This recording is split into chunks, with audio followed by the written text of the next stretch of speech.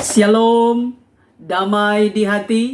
Puji Tuhan, berjumpa lagi dengan saya Pendeta Tirsa Tairas sebagai Ketua Badan Pekerja Majelis Jemaat Gemim El Roy Malalayang, wilayah Manado Malalayang. Saat ini akan membagikan kebenaran firman Tuhan dalam kitab Roma pasalnya yang ke-12, ayatnya yang ke-9 hingga ayatnya yang ke-21 dalam tema Hiduplah dalam perdamaian dengan semua orang. Saya berharap dan berdoa dimanapun Bapak Ibu Saudara-saudara berada, kiranya tetap mengalami kasih dan kebaikan Tuhan, sehingga ada dalam keadaan sehat, kuat, tetap semangat, bersukacita dan senantiasa bersyukur kepada Tuhan. Sebelum kita membaca dan merenungkan kebenaran firman Tuhan, mari kita berdoa. Terpujilah Engkau, ya Tuhan Yesus, yang adalah firman yang hidup. Sebab kami percaya Engkau senantiasa menyertai, menjaga, melindungi, dan memberkati kami. Tuhan memberi kesempatan lagi bagi kami belajar firman-Mu, maka meteraikanlah firman-Mu di hati dan pikiran kami, menginspirasi kehidupan spiritual kami, supaya kami tetap setia, taat, dan melakukan kebenaran firman-Mu, supaya nyata kami sebagai anak-anak Tuhan yang setia. Berfirmanlah bagi kami semua, dalam nama Yesus kami berdoa. Amin. Mari bersama-sama kita membaca dalam kitab Roma pasalnya yang ke-12, ayatnya yang ke-9 hingga ayatnya yang ke-21 dalam tema nasihat untuk hidup dalam kasih. Hendaklah kasih itu jangan pura-pura. Jauhilah yang jahat dan lakukanlah yang baik. Hendaklah kamu saling mengasihi sebagai saudara dan saling mendahului dalam memberi hormat. Janganlah hendaknya kerajinanmu kendor, biarlah rohmu menyala-nyala dan layanilah Tuhan. Bersukacitalah dalam pengharapan, sabarlah dalam kesesakan, dan bertekunlah dalam doa. Bantulah dalam kekurangan orang-orang kudus, dan usahakanlah dirimu untuk selalu memberikan tumpangan. Berkatilah siapa yang menganiaya kamu, berkatilah dan jangan mengutuk. Bersukacitalah dengan orang yang bersukacita, dan menangislah dengan orang yang menangis. Hendaklah kamu sehati sepikir dalam hidupmu bersama. Janganlah kamu memikirkan perkara-perkara yang tinggi, tetapi arahkanlah dirimu kepada perkara-perkara yang sederhana. Janganlah menganggap dirimu pandai. Janganlah membalas kejahatan dengan kejahatan. Lakukanlah apa yang baik bagi semua orang. Sedapat-dapatnya kalau hal itu bergantung padamu, hiduplah dalam perdamaian dengan semua orang. Saudara-saudaraku yang kekasih, janganlah kamu sendiri menuntut pembalasan, tetapi berilah tempat kepada murka Allah, sebab ada tertulis, pembalasan itu adalah hakku. Akulah yang akan menuntut pembalasan, firman Tuhan. Tetapi jika seterumu lapar, berilah dia makan. Jika ia haus, berilah dia minum. Dengan berbuat demikian, kamu menumpukkan bara api di atas kepalanya. Janganlah kamu kalah terhadap kejahatan, tetapi kalahkanlah kejahatan dengan kebaikan. Demikianlah pembacaan firman Tuhan. Bapak Ibu, saudara-saudara yang kekasih di dalam Tuhan.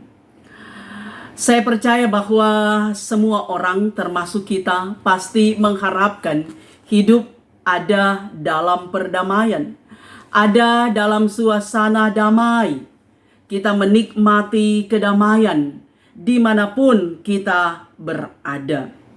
Nah saudara, biasanya bagi kita orang Kristen, damai itu dikumandangkan pada bulan Desember, manakala kita akan merayakan hari kelahiran Yesus Kristus sebagai Raja Damai. Maka kita diingatkan supaya hidup dalam perdamaian, hidup dengan suasana hati yang penuh dengan damai. Tapi sesungguhnya saudara, damai itu bukan nanti dinikmati pada bulan Desember. Tetapi damai itu ada di 365 hari perjalanan kita dalam setahun. Termasuk di tahun 2024 ini diharapkan agar supaya semua kita bisa mengalami hidup dalam perdamaian.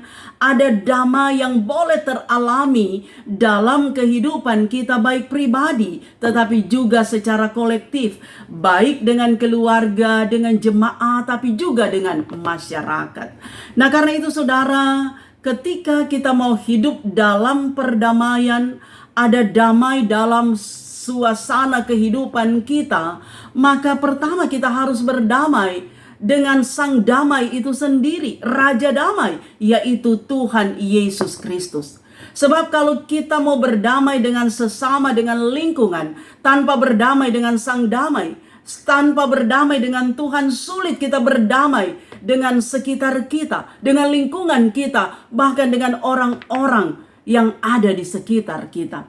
Tapi pertama kita harus berdamai dengan Tuhan.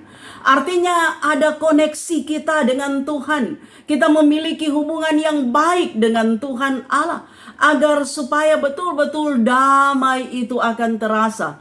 Damai di sorga, damai di bumi, dimanapun saudara. Sehingga kita mampu berdamai dengan orang lain.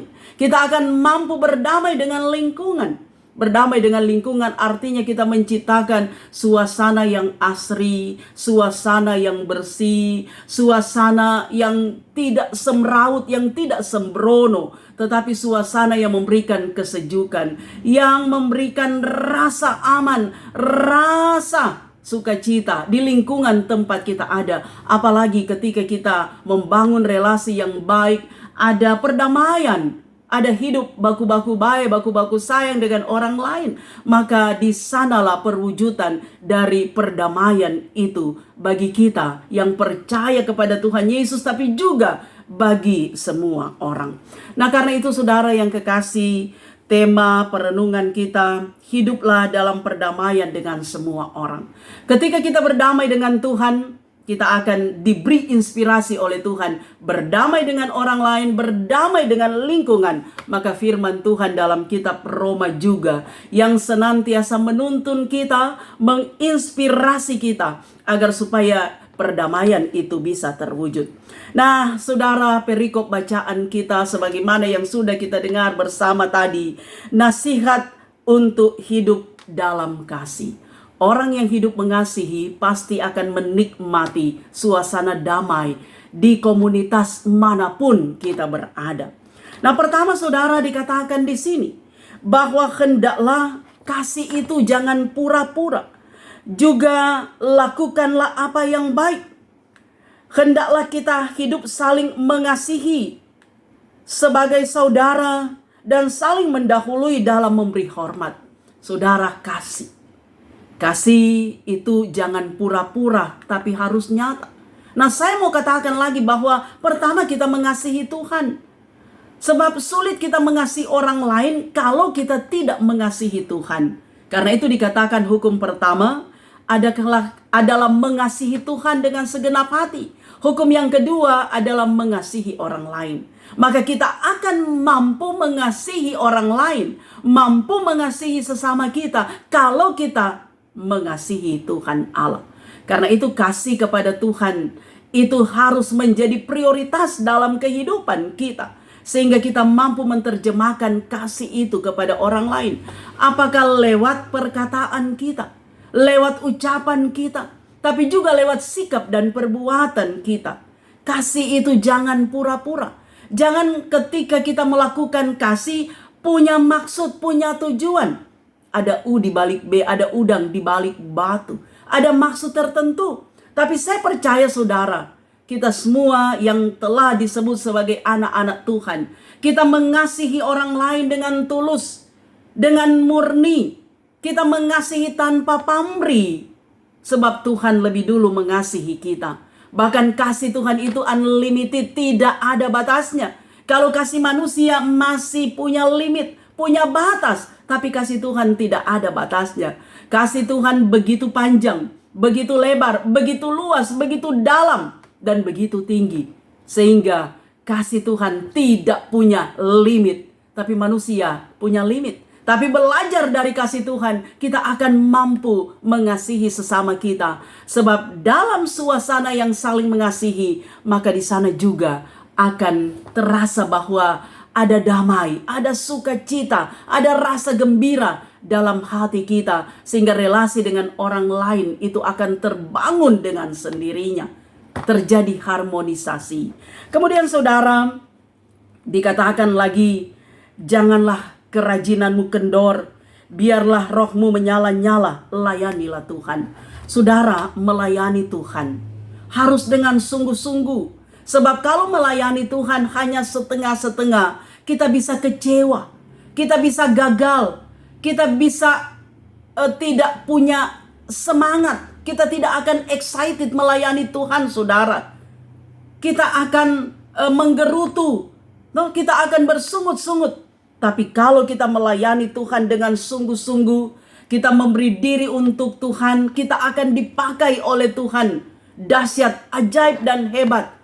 Kerajinan kita tidak kendor, tapi kita akan selalu punya effort, punya upaya untuk selalu melakukan yang baik, melayani Tuhan, melakukan apa yang baik, yang berkenan kepada Tuhan Allah. Kemudian saudara, bersukacitalah dalam pengharapan, sabarlah dalam kesesakan, dan bertekunlah dalam doa. Saudara, bersukacita dalam kesesakan. Kesesakan mengindikasikan tentang pergumulan. Sulit saudara bersukacita ketika kita ada dalam pergumulan. Ketika ada masalah, ketika ada problem hidup, sulit untuk bersukacita.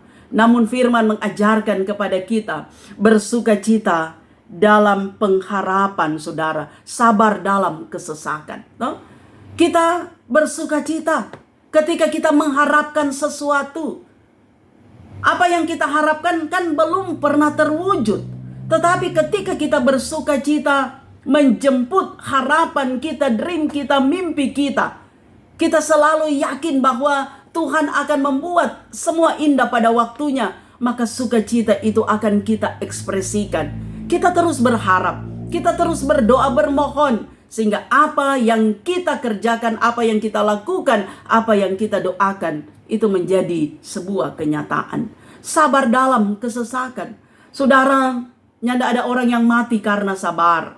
Kecuali kalau orang nama sabar, pasti akan mati. Tapi kalau karakternya itu sabar, pasti diberkati oleh Tuhan. Tidak mudah menjadi orang sabar. Tapi ini kata firman Tuhan, dan kita semua merasakan kalau hidup suami istri itu saling sabar satu dengan yang lain.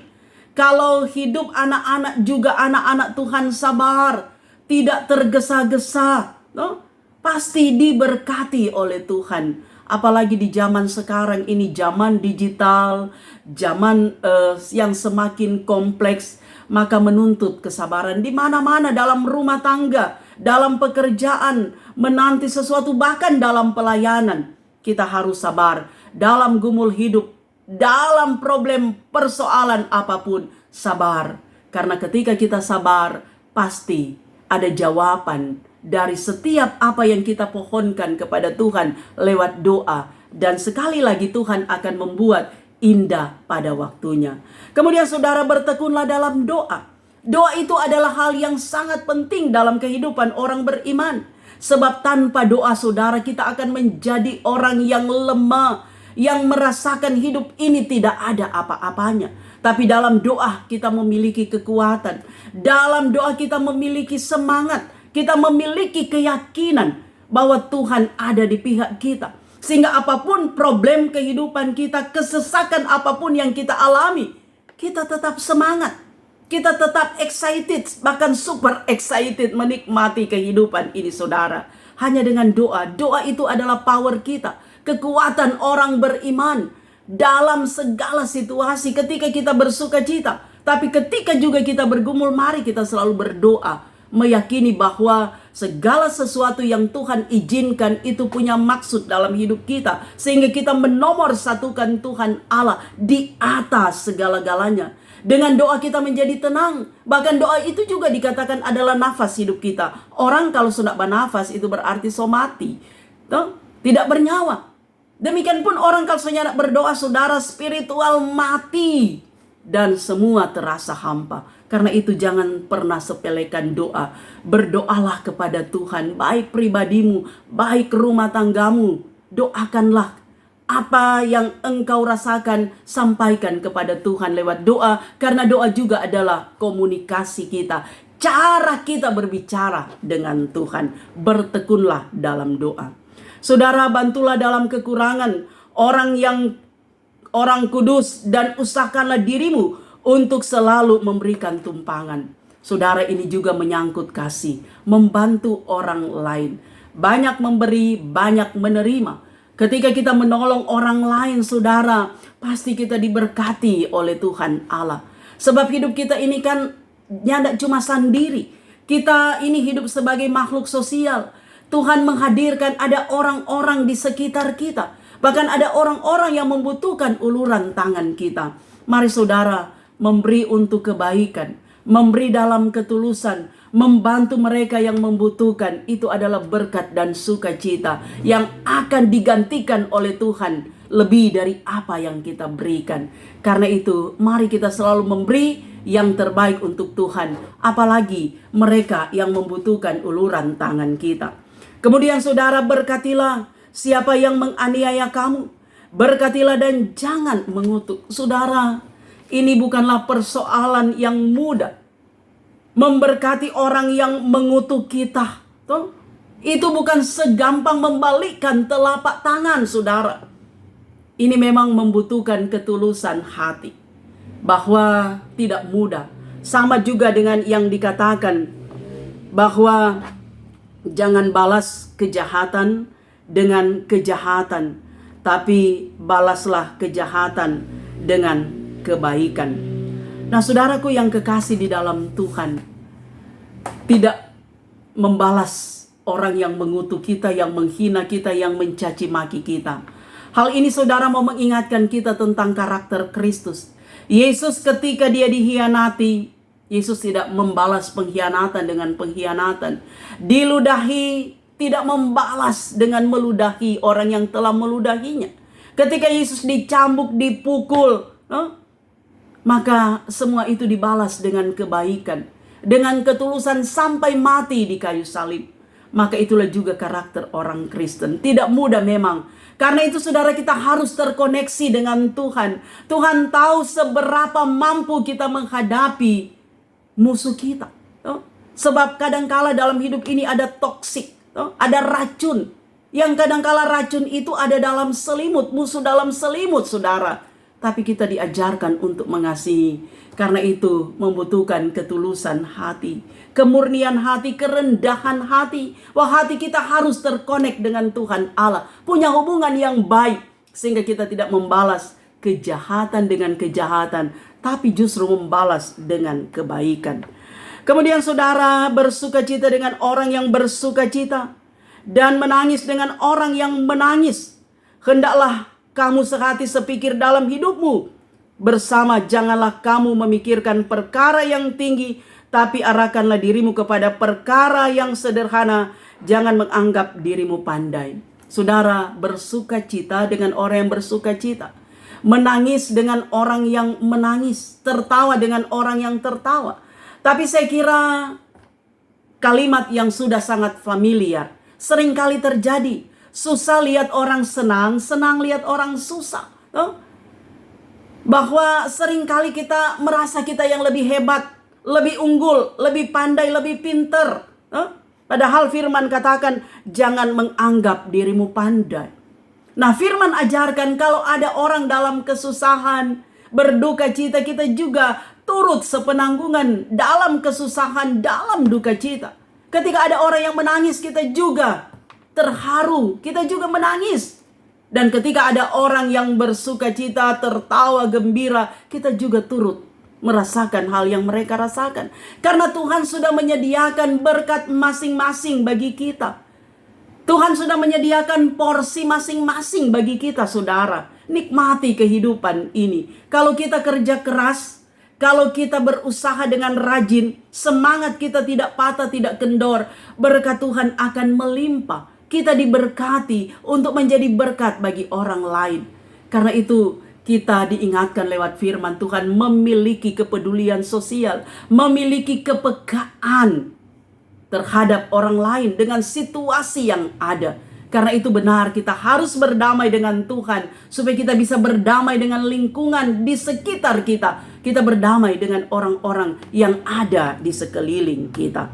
Nah saudara, sama juga jangan membalas kejahatan dengan kejahatan. Lakukanlah yang baik. Toh? Sama seperti yang saya katakan tadi. Balas kejahatan dengan kebaikan. Jangan kejahatan dengan kejahatan.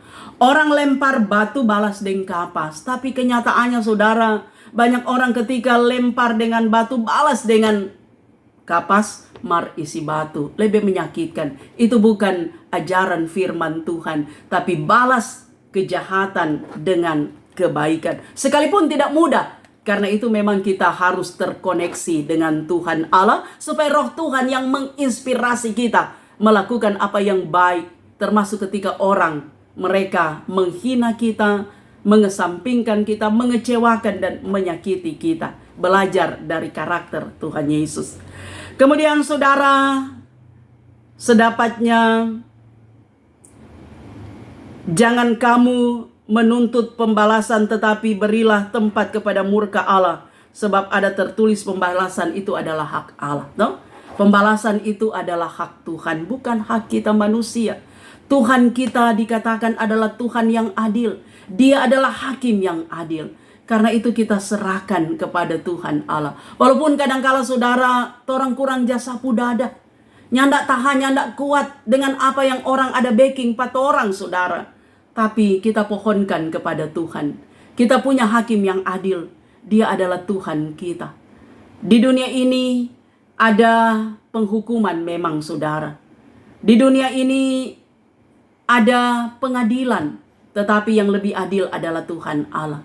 Karena itu kita selalu diingatkan bahwa kalau orang berjalan dengan Tuhan, Tuhan yang akan menyusahkan kehidupan kita. Sekalipun terkadang orang ada di lembah kekelaman. Sekalipun kita mengalami gumul hidup, ada dalam problem.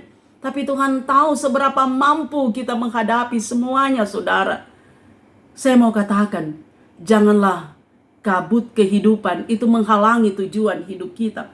Tapi mari kita selalu berjalan maju ke depan. Sebab hidup ini nyandak jalan di tempat. Tidak berjalan ke belakang, tapi hidup ini berjalan ke depan. Yakin ada Tuhan. Dengan tiang awan, dengan tiang api. Menyertai, menjaga, melindungi. Bahkan memberkati kehidupan kita. Yang terakhir saudara, jika seterumu lapar, berilah dia makan. Jika ia haus, berilah dia minum.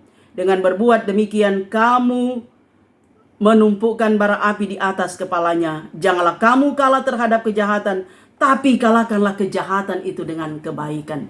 Saudara, ini semua mau menyatakan kepada kita, mari kita berbuat kasih. Menyatakan, menerjemahkan kasih.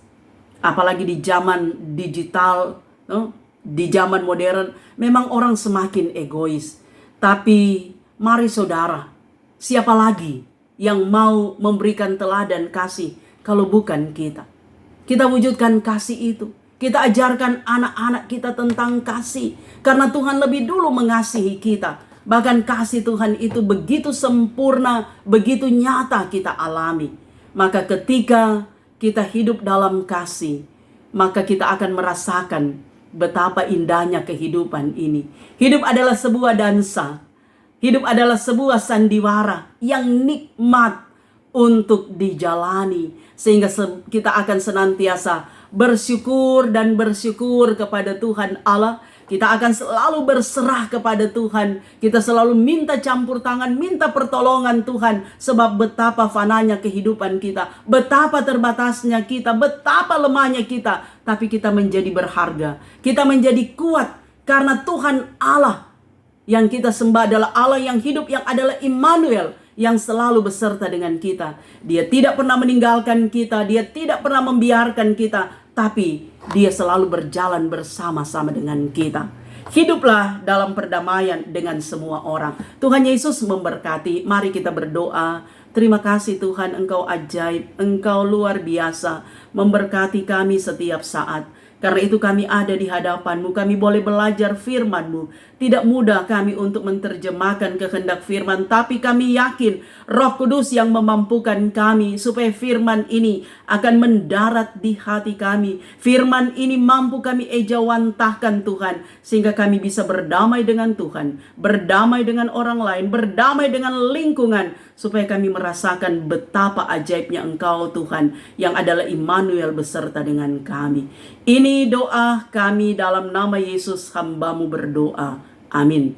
Demikianlah kebenaran firman Tuhan. Saya Pendeta Tirsa Tairas terus berharap kiranya Bapak Ibu Saudara-saudara akan mendukung YouTube channel Tirsa Tairas dengan cara nonton video, dengarkan kebenaran firman Tuhan, tekan tulisan subscribe, berikanlah jempol, like, berikanlah komentar yang membangun, bagikanlah video ini di media sosial yang Bapak Ibu Saudara miliki, dan jangan lupa tekan lonceng supaya ada notifikasi dari setiap update video saya. Tuhan memberkati.